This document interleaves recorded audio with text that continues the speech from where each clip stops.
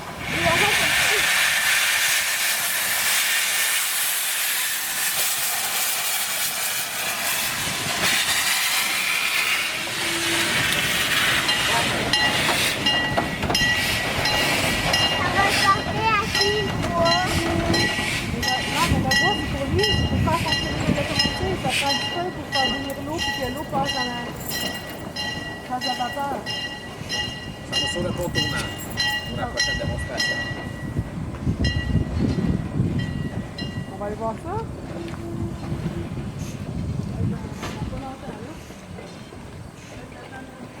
Hey, you, Papa.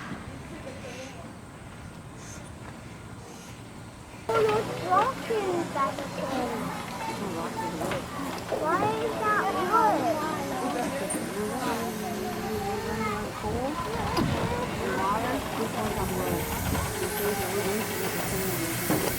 Why?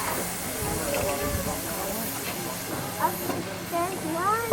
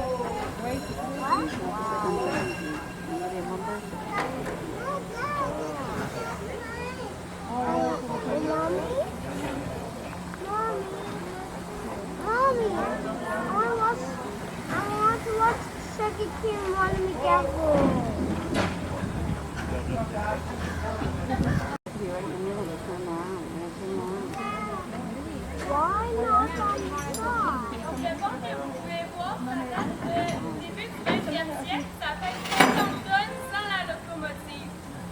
So this is from the early 20th century.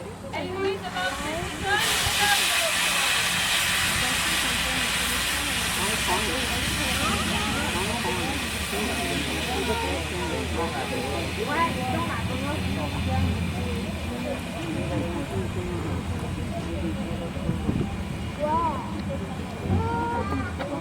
That way? Why not that way?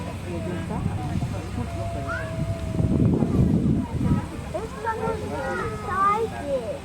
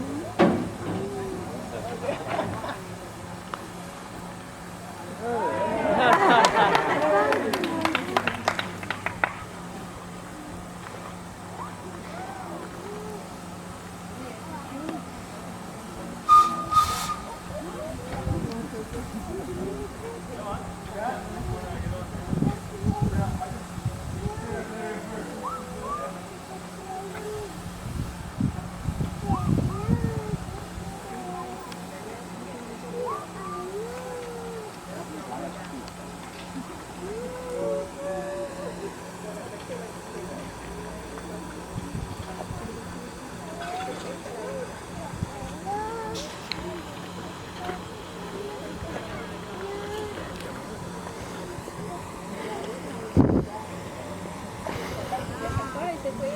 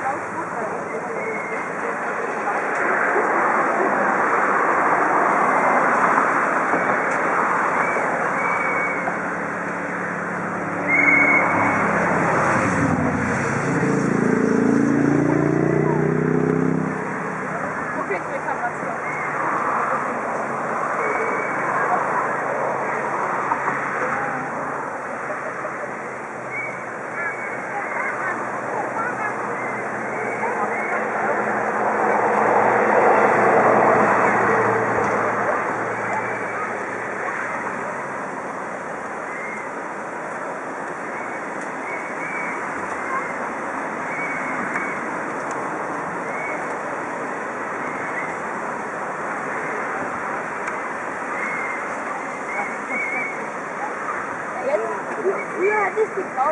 Jetzt nur mehr. Das ist ja so, dass die nicht gebrochen werden.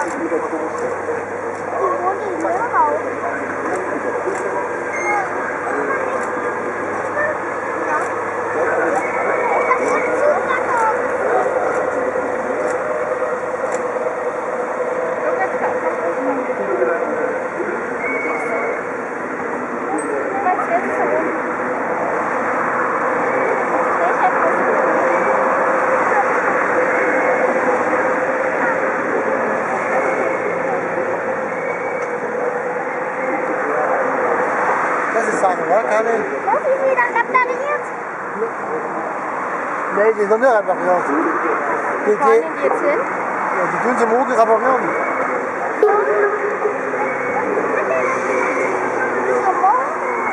Die kriegen die Nacht erst die Teile. Ach so.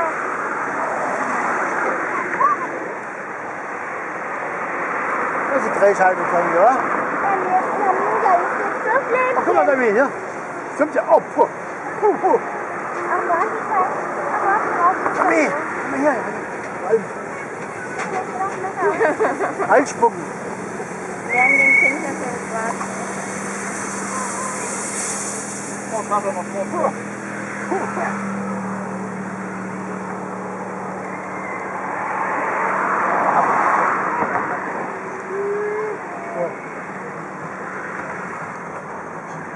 Da kann man jetzt Das schaut so gut wieder raus. Das ist so bald.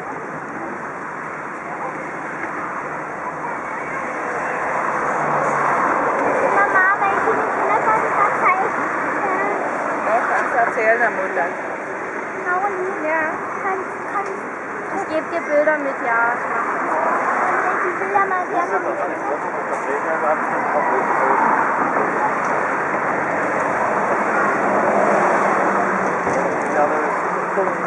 So, gehen wir wieder nach Hause, dann übernachtest du hier. Nehme ich dann am Montag wieder mit, ne? Da musst du noch zur Limauer gehen. Die haben Schlafwagen hier. Genau, die haben einen Schlafwagen mit, ne? Wir haben Schlafwagen mit. Ja, Schlafwagen mit. Die bleiben heute hier. So morgen Urlaub hier.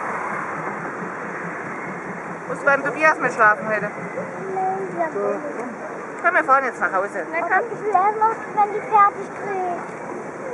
Und jetzt kommt der Leon Robber wieder vor dir. Ja. Kommt sie wieder.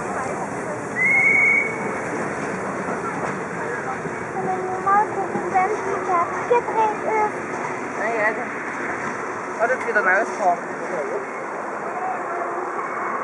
Mama, kommen wir dann über diese Brücke wieder? Ich weiß nicht, ob wir wieder drüber wegfahren. Wir haben das Stecker wieder gerissen.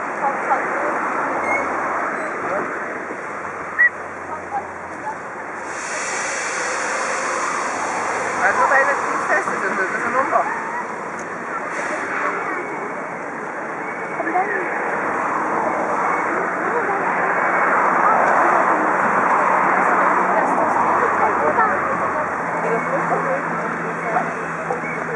Denn der Opa hat doch da. Der hat immer den Weg gesehen.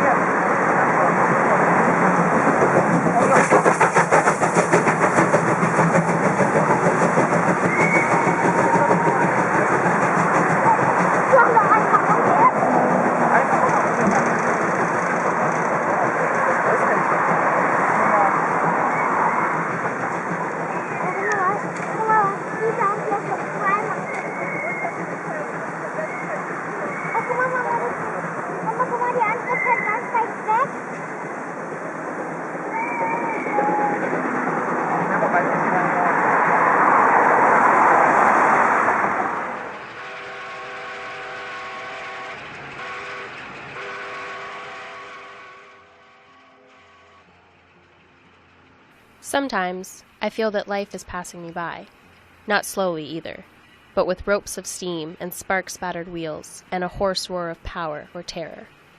It's passing, yet I'm the one who's doing all the moving. I'm not the station. I'm not the stop. I am the train. Martin Amis. 80 miles an hour, or 1201 alert.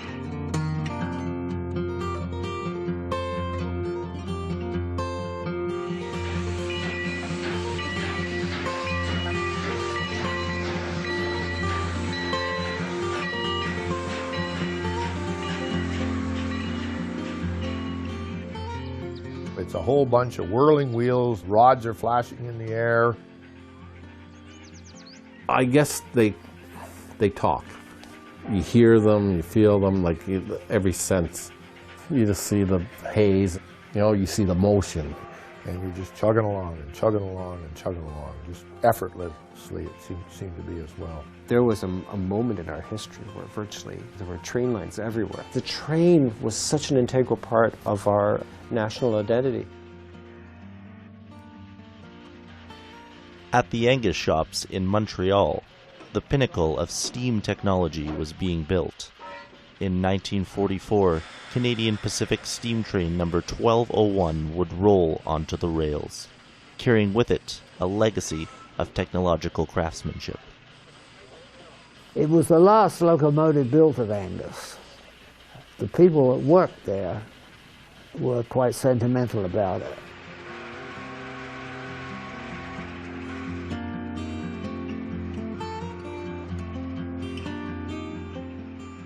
I grew up next to a railroad track, very close to where the engine was built. It was a Sunday afternoon pastime for Father to take me down to the main line and watch the trains go by, and it's been in my blood ever since.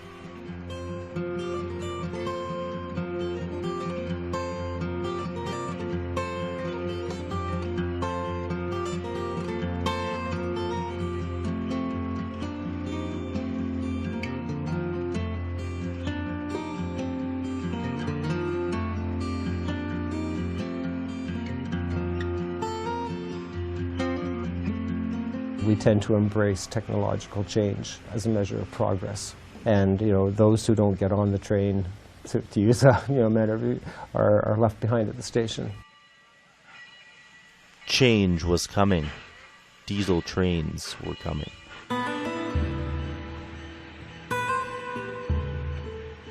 I think there was, on the one hand, a push towards modernization, a push towards technological improvements, but on the other hand, a real wistfulness for what was now disappearing. Here is the new thing, and here it is. And yesterday, you never thought about it. And after today, you don't know what you would do without it. That was what the technology was doing. It was your slave, but, in a sense, it might be the other way around. Terry Pratchett.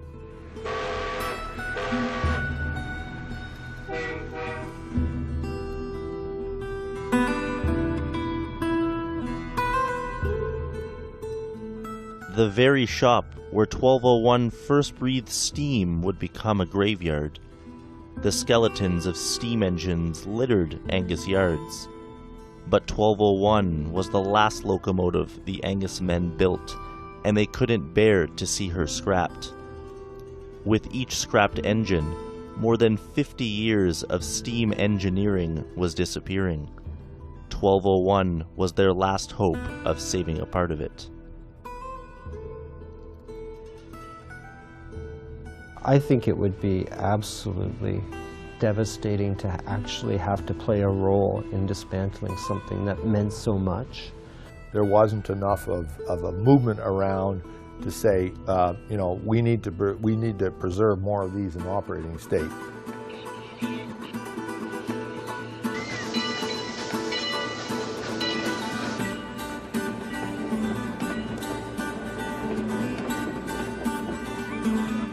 Steam Locomotive number 1201 has arrived in Wakefield. It's a unique reminder of Canada's great railway tradition. The National Museum of Science and Technology is looking for steam trains. 1201 is given a second chance as a living artifact, passing the traditions of steam onto another generation. You're passing the information down, and that's very important. You know, we sort of borrow it, use it, and then pass it to the next generation. And that means you step aside and you say, you run it, I'll watch. I'll teach you, I'll show you, I'll do this. Duncan Dufresne, an ex-Canadian Pacific fireman, was 1201's in-house expert. He was John Corby's mentor.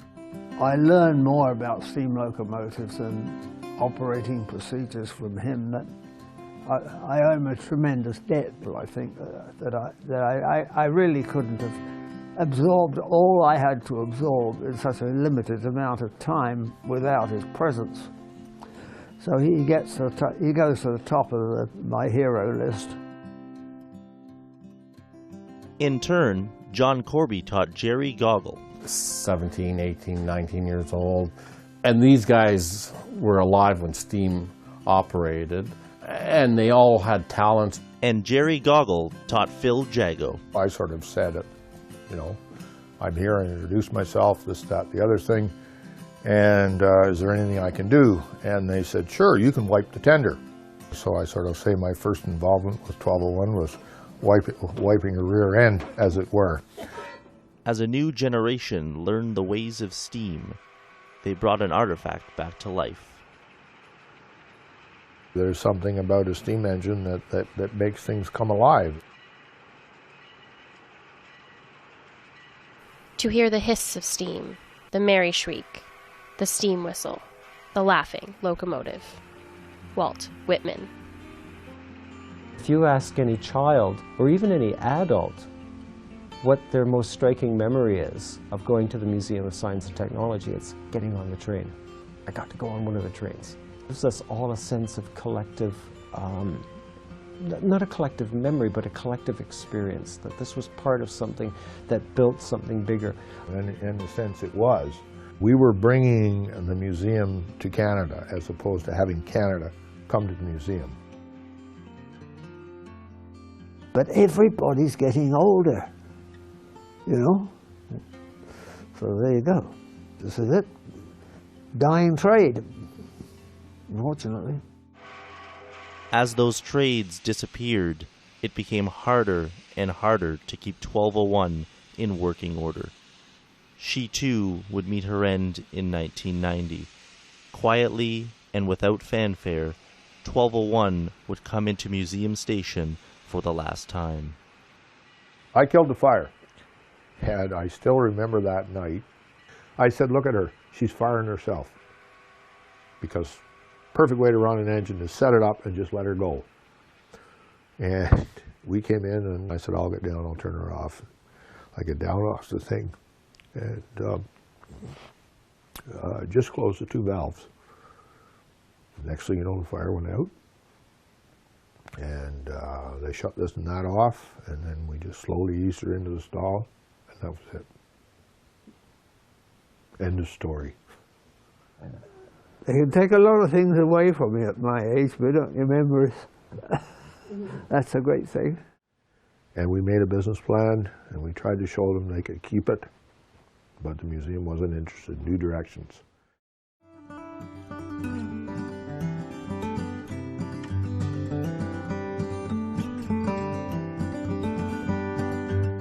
I shall be telling this with a sigh, somewhere ages and ages hence. Two roads diverged in a wood, and I took the one less traveled by. And that has made all the difference. Robert Frost.